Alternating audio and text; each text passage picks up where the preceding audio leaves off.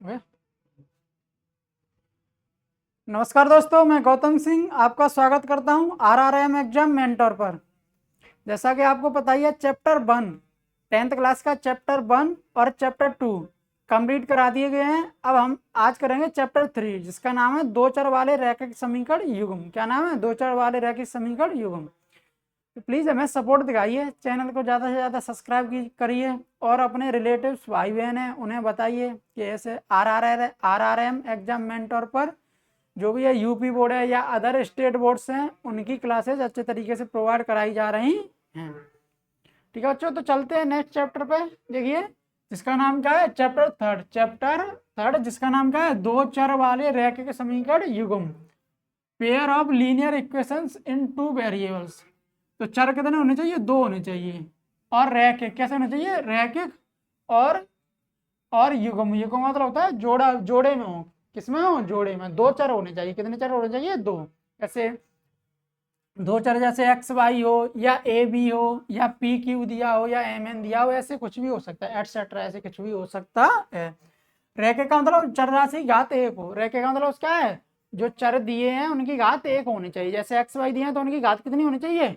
एक होनी चाहिए। युग्म का अर्थ होता है जोड़ा। युग्म का अर्थ क्या होता है? जोड़ा, जिसमें कि दो होते हैं। जोड़े में कितने होते हैं? दो होते हैं। अब समीकरण का अर्थ होता है उसके बराबर, उसके जो चर राशि दी है उसके बराबर में कुछ होना चाहिए। चाहे तो संख्या हो, जैसे 1 2 3 4 ऐसे, या कोई चर राशि ही दो, या कोई चर राशि ही हो। आगे समझाता हूँ, देखिए कैसे होगा। जैसे ये दिया है A X plus B, A X plus B, A X square plus B X plus C, A X cube, A X cube plus B X square plus C X plus D. ये क्या है? ये बहुपद है। ये क्या है? बहुपद। क्या है ये? बहुपद है। क्या है ये? बहुपद। A X plus B, A X square B X plus C, A X cube B X square C X plus D. ये बच्चों बहुपद है। क्या है? बहुपद। लेकिन जब इन्हीं के बराबर में कुछ आ जाए, इन्हीं के बराबर में कुछ आया, चाहे चर या अचर, तो ये बन जाएंगे समीकरण। ये क्या बन जाएंगे? समीकरण। जैसे A X plus B, A X square plus B X plus C, A X plus B बराबर 0, ये 0, A X cube plus B X square plus C X plus D बराबर 0। ये क्या है? ये समीकरण है। ये क्या है? समीकरण। क्या है? समीकरण। तो बहुपद और समीकरण में ये अंतर होता है। समीकरण क्या है? कुछ ना कुछ, कोई भी राशि, चाहे चर हो चाहे अचर हो, उनके बराबर में कुछ होना चाहिए। बराबर में कुछ होना चाहिए। जैसे यहाँ पर बराबर में 0 आ गया तो ये क्या बनेगा? समीकरण बनेगा। क्या बनेगा? समीकरण। लेकिन देखिए, हमें क्या चाहिए? दो रैखिक समीकरण चाहिए, दो चर वाला रैखिक समीकरण चाहिए। जैसे ये लिखा है A X plus B, A X plus B, तो ये एक रैखिक समीकरण है। ये कैसा समीकरण है? रैखिक समीकरण है। कैसा समीकरण है? रैखिक समीकरण। रैखिक समीकरण है। रैखिक समीकरण। लेकिन क्या है, इसी को अगर मैं ऐसे लिख दूं, इसी को अगर मैं ऐसे लिख दूं, ए एक्स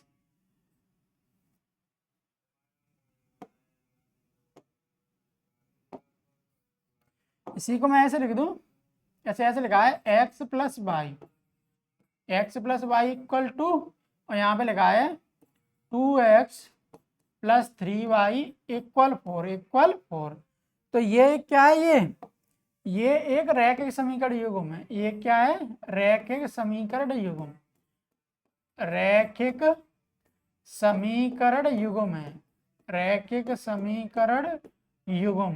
ये क्या है? रैखिक समीकरण युग्म है। क्या है? रैखिक समीकरण युग्म। क्या है? रैखिक समीकरण युग्म है। ये रैखिक समीकरण युग्म है क्योंकि यहाँ पे देखो x और y दोनों रैखिक हैं। x की घात भी बने और y की घात भी बने, बराबर 2 है, तो ये समीकरण हो गया। लेकिन ये एक समीकरण है और यहाँ पे देखो x की घात 1, y की घात भी 1, एक समीकरण ये हो गया। चर कितने हैं? चर इसमें दो है ना, एक्स और वाई। घात कितनी है इसमें? एक है। कितनी है? एक है। और ये क्या है? युग्म है। क्या है? युग्म है। जोड़ा है कि नहीं? तो इसे बोलेंगे दो चर वाला रैखिक समीकरण युग्म। इसे क्या बोलेंगे? दो चर वाला रैखिक समीकरण युग्म, क्योंकि यहाँ पे देखो चर दो हैं एक्स और वाई, और एक्स और वाई दोनों की घात एक है, तो क्या हो गया रैखिक हो गया, क्या हो गया रैखिक। और दो समीकरण है तो क्या हो गया रैखिक समीकरण युग्म बन गया, क्या बन गया रैखिक समीकरण युग्म। तो ये एक रैखिक समीकरण युग्म है। नेक्स्ट देखिए बच्चों आगे, जैसे ये लिखा है 2a + 3b इक्वल दिया है 4, और यहाँ पे दिया है 4a + के 6b इक्वल दिया है 6। तो ये क्या है रैखिक समीकरण युग्म है, क्या है रैखिक समीकरण युग्म है, क्या है रैखिक समीकरण युग्म, रैखिक समीकरण युग्म है।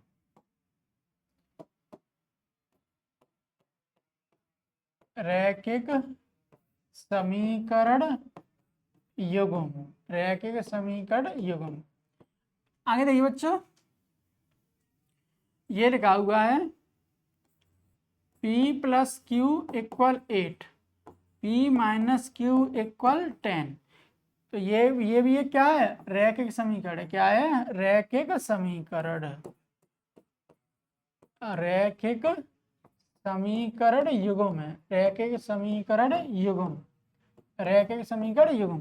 क्योंकि यहाँ पर p और q दो चर हैं, दो चर हो गए, और दोनों की घात कितनी है एक, और दो समीकरण है तो युग्म, तो ये रैखिक समीकरण युग्म। तो ये बन गया रैखिक समीकरण युग्म, क्या बन गया रैखिक समीकरण युग्म। आगे देखिए रैखिक समीकरण को हल कैसे करते हैं, रैखिक समीकरण को हल कैसे करते हैं।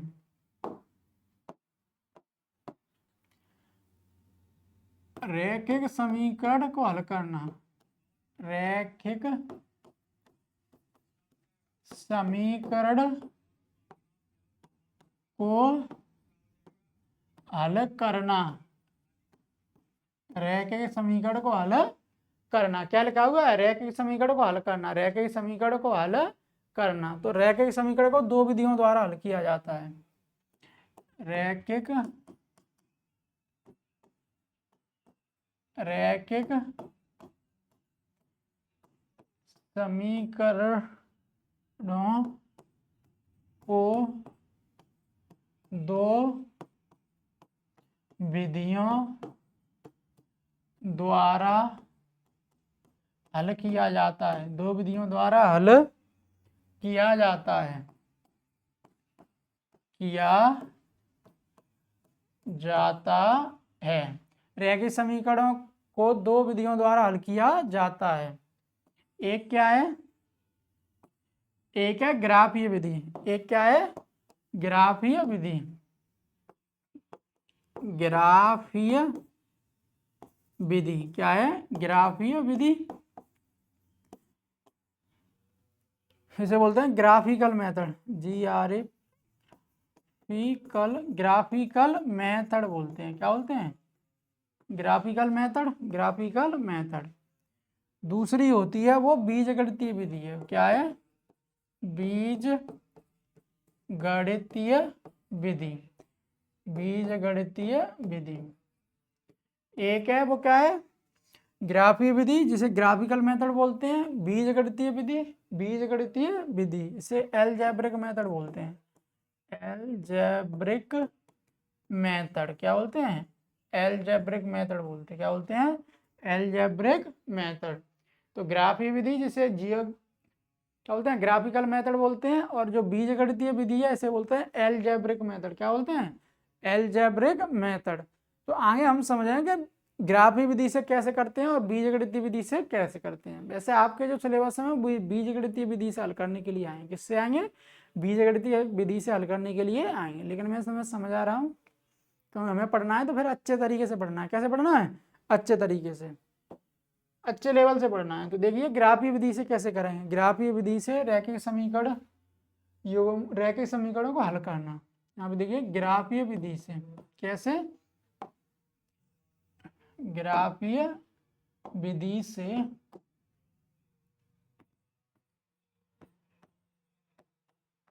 ग्राफीय विधि से रैखिक समीकरण को हल करना,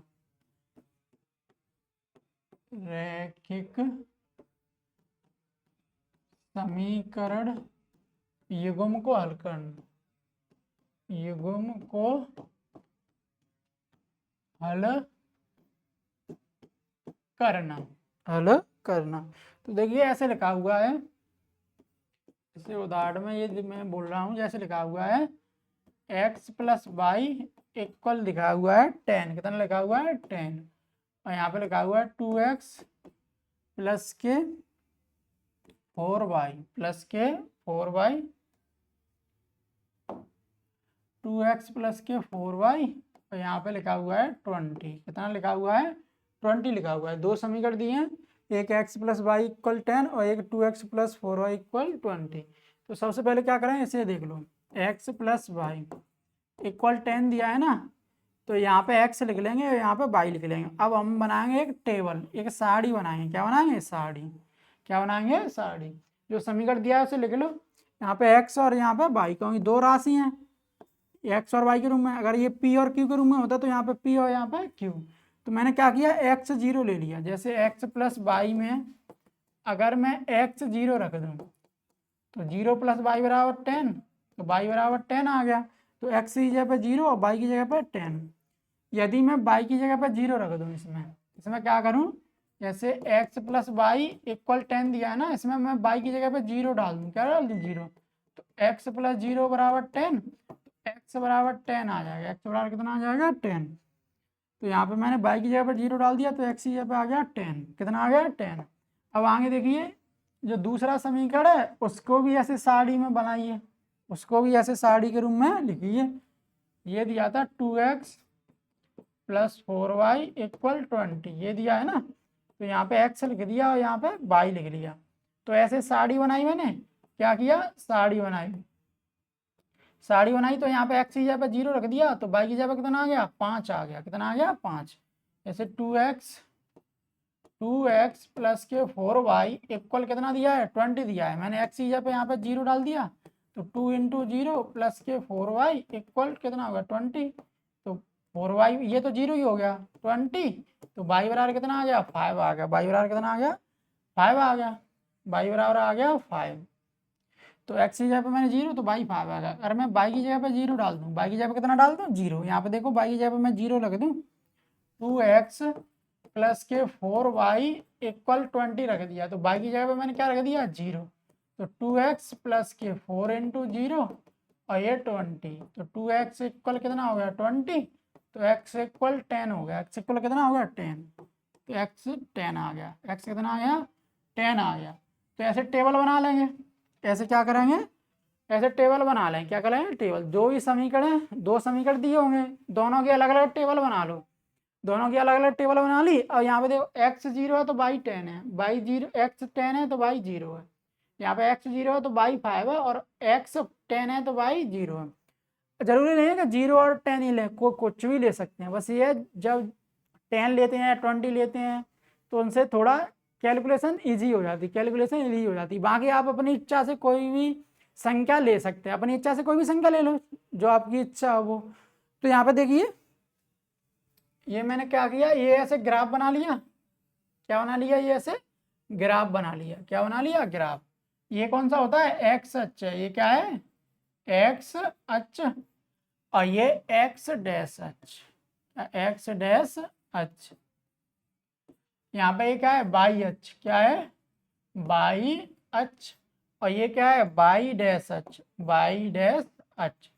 तो एक्स अक्ष, एक्स डैश अक्ष, वाई अक्ष और वाई डैश अक्ष। अब मैंने क्या किया, यहाँ पे संख्या रेखा बना ली। ये 2 है, ये 4 है, ये 6 है, ये 8 है और ये 10 है।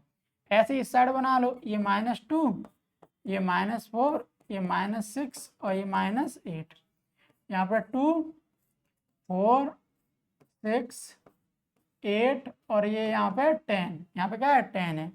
यहाँ पे -2, -4, -6, -8 है। माइनस क्या है, 8 है। अब ऐसे देखो, पहले इस समीकरण में x 0 है तो y 10 है, तो y अक्ष पे क्या होता है, x 0 होता है।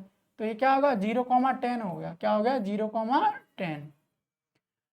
अब यहाँ पे देखो x 10 है और y 0 है, तो x अक्ष पे क्या होता है, y 0 होता है। तो ये 10,0 बन गया। क्या बन गया, 10,0 बन गया। अब इन्हें मिला दो। अब इन्हें क्या कर दो, मिला दो। अब ये मिला दिए, ये हमने ऐसे मिला दिए। 0,10, ये 0,10 क्या होगा, बाई अक्ष पे होगा, x 0 है और बाई पे 10 है, तो ये बाई अक्ष पे x 0 होता है, x अक्ष पे बाई 0 होता है, तो ये 10,0।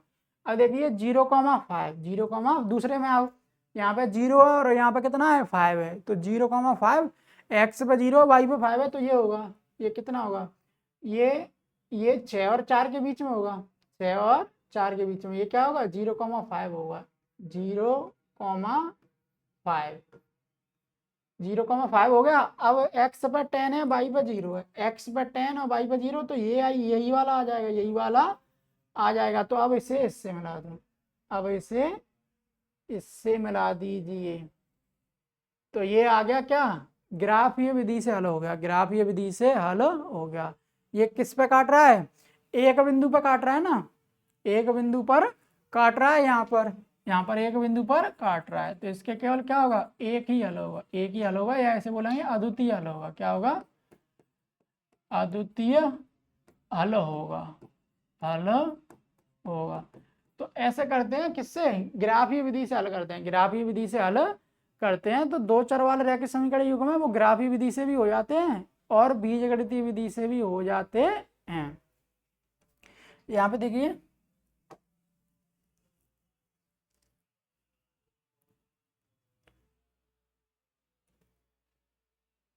बीजगणितीय विधि दो चर वाले, टाइम कितना हो गया, टाइम देखो, दो चर वाले, दो चर वाले रैखिक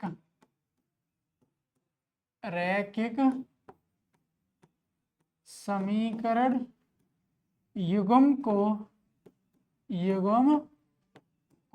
बीजगणितीय विधि से हल करना, बीजगणितीय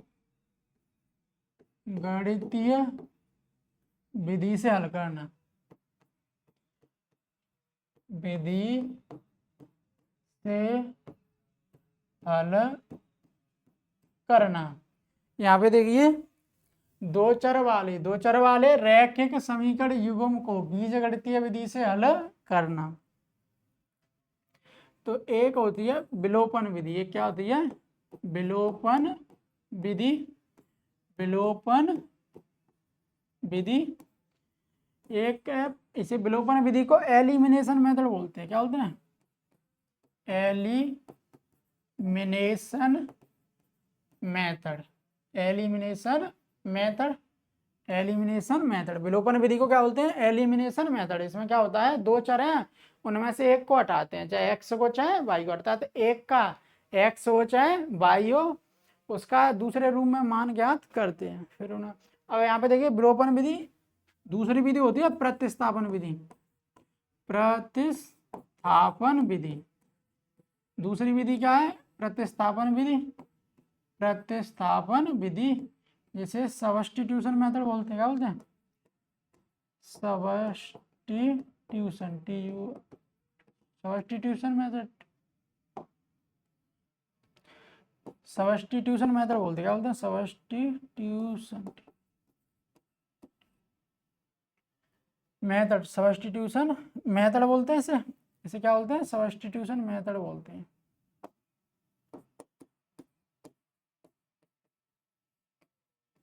इसमें क्या करते हैं, प्रतिस्थापित करते हैं, प्रतिस्थापित करते हैं एक्स को या वाई को। जो तीसरा होता है ना, तीसरा ये होता है वज्र गुणन विधि। क्या होती है,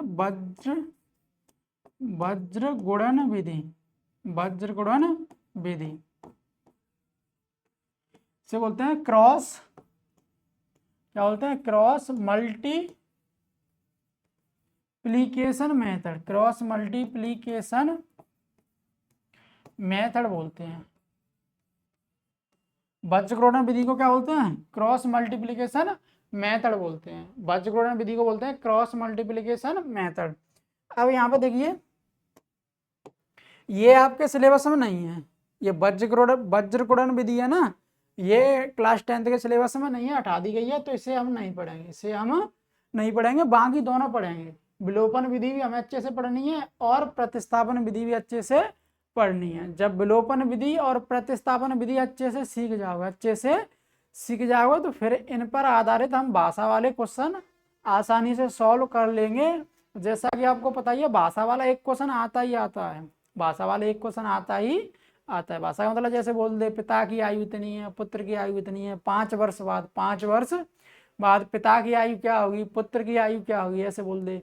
या बोल दे एक रेलगाड़ी इतनी की चाल से चल रही है, इतने से इतनी दूरी तक इतने से जाती है, तो इनकी चाल क्या होगी, अलग अलग चाल क्या होगी। या बोल दे औसत चाल क्या होगी, औसत चाल क्या होगी। तो ऐसे क्वेश्चन भी करने को होते हैं। लेकिन पहले हम जब विलोपन विधि और प्रतिस्थापन विधि अच्छे से सीख जाएंगे तो हम इन्हें आसानी से सॉल्व कर सकते हैं।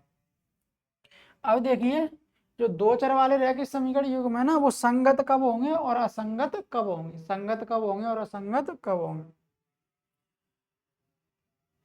तो यहाँ पे लिखा है संगत, यहाँ पे क्या लिखा है, संगत, और यहाँ पे लिखा है असंगत। क्या लिखा है, असंगत। संगत कब होंगे और असंगत कब होंगे। जैसे ये दिया है,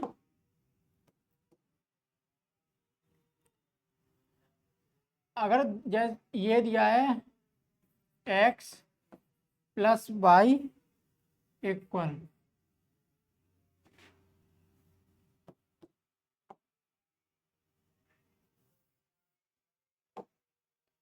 a1x + b1y + c1 बराबर 0 दिया है। क्या दिया है, 0।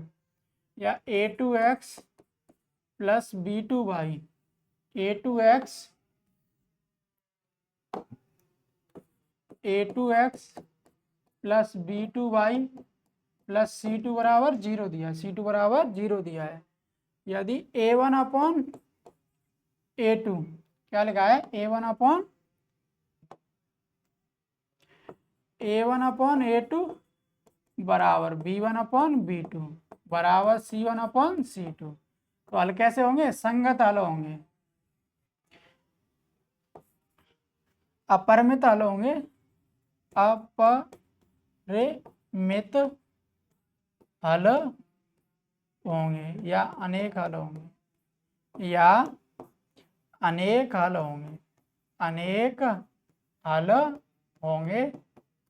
और एक रेखा दूसरे के ऊपर होगी, एक रेखा दूसरे के क्या होगी, ऊपर होगी। जैसे ये दिया है a1x b1y + c1 बराबर 0। अब इसी के ऊपर दूसरी रेखा होगी, इसी के ऊपर क्या होगी, दूसरी रेखा a2x + b2y + c2 बराबर 0, + c2 बराबर क्या है, 0।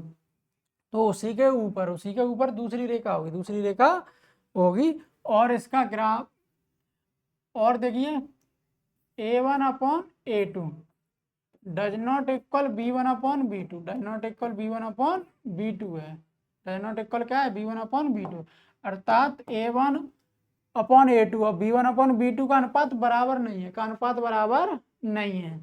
तो अद्वितीय हल होगा, कैसा होगा, अद्वितीय हल होगा, अद्वितीय हल होगा, जिसे यूनिक सॉल्यूशन बोलते हैं। क्या बोलते हैं, UNIQUE, यूनिक सॉल्यूशन बोलते हैं उसे। क्या बोलते हैं, यूनिक सॉल्यूशन, यूनिक सॉल्यूशन। अर्थात केवल एक बिंदु पर काटते हैं, केवल कितने बिंदु पर काटते हैं, एक बिंदु पर, केवल कितने बिंदु पर काटते हैं, एक बिंदु पर। जैसे ये है a1x + b1y + c1 बराबर 0, और ये क्या है, a2x + b2y + c2 बराबर 0।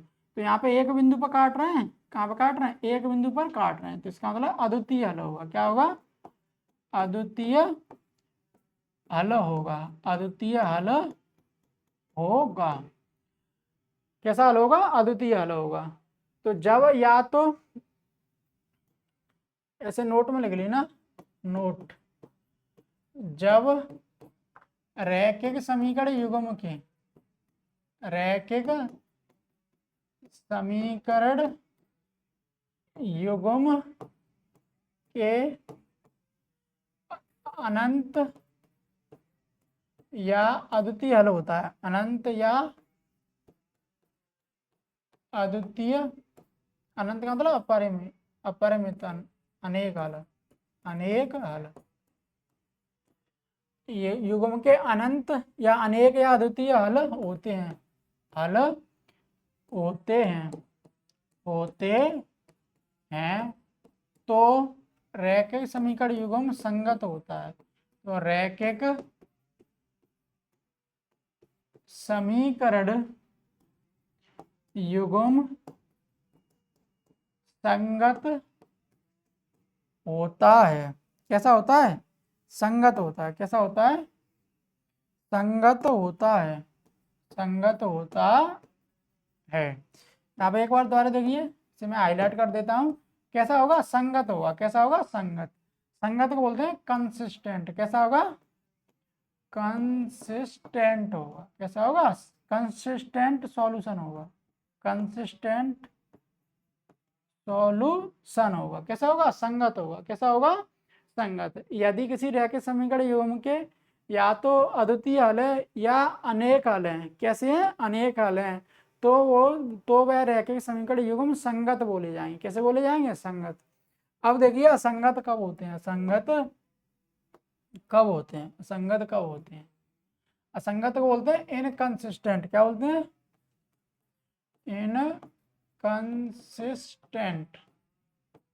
इनकंसिस्टेंट। असंगत क्या बोलते हैं? इनकंसिस्टेंट बोलते हैं। क्या बोलते हैं? इनकंसिस्टेंट। ये a1x plus b1y plus c1 बराबर 0, और ये दिया है a2x plus b2y plus c2 बराबर 0 है। प्लस c2 बराबर क्या है? 0। यदि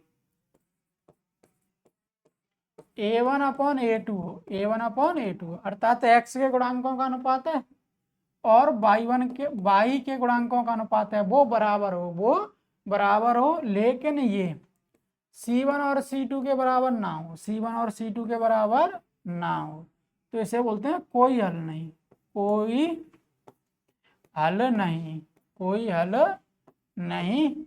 और इंग्लिश में बोलते हैं इनकंसिस्टेंट, इनकंसिस्टेंट सॉल्यूशन। क्या बोलते हैं? Inconsistent solution. क्या बोलते हैं? यदि a1 और a2 और b1 b2 के गुणांक बराबर हैं लेकिन c1 c2 के बराबर नहीं है, तो जो रैखिक समीकरण युग्म होंगे, रैखिक समीकरण युग्म होंगे वो असंगत होंगे। वो कैसे होंगे? असंगत, अर्थात उनका कोई हल नहीं होगा। इसमें देखिए कैसे नहीं कोई हल होता है, इसमें रेखाएं समांतर हो जाती है। इसमें रेखाएं कैसे हो जाती हैं? समांतर हो जाती हैं। ऐसे ही है a1x plus b1y plus c1 बराबर 0। एक रेखा ये दी है a2x plus b2y plus c2 बराबर 0। अब ये रेखा कहीं पर काटेंगे नहीं, समांतर रेखा कहाँ पर मिलती है? अनंत पर। कहीं पर काटेंगे नहीं तो कोई हल नहीं होगा, कोई हल नहीं है। रेखाएं समांतर है इसलिए कोई हल नहीं है, रेखाएं समांतर हैं इसलिए कोई हल नहीं है। रेखाएं समांतर हैं, समांतर हैं इसलिए इनका कोई हल नहीं है, इनका कोई हल नहीं है, कोई हल नहीं है। अर्थात रैखिक समीकरण युग्म असंगत है, अर्थात रैखिक समीकरण युग्म, रैखिक समीकरण युग्म, रैखिक समीकरण युग्म असंगत है। कैसा है? असंगत है, अर्थात इनकंसिस्टेंट है। कैसा है बच्चों? इनकंसिस्टेंट है। कैसा है? इनकंसिस्टेंट।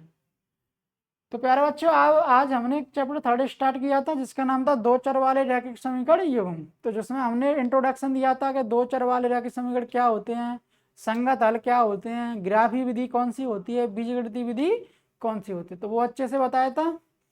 तो चैनल को ज़्यादा अगर वीडियो पसंद है तो उसे लाइक करिए, शेयर करिए, सब्सक्राइब करिए और कमेंट करिए। अगर कोई कमी आपको दिख रही है तो हमें कमेंट में ज़रूर बताएं। तो मिलते हैं नेक्स्ट वीडियो में, तब तक के लिए जय हिंद।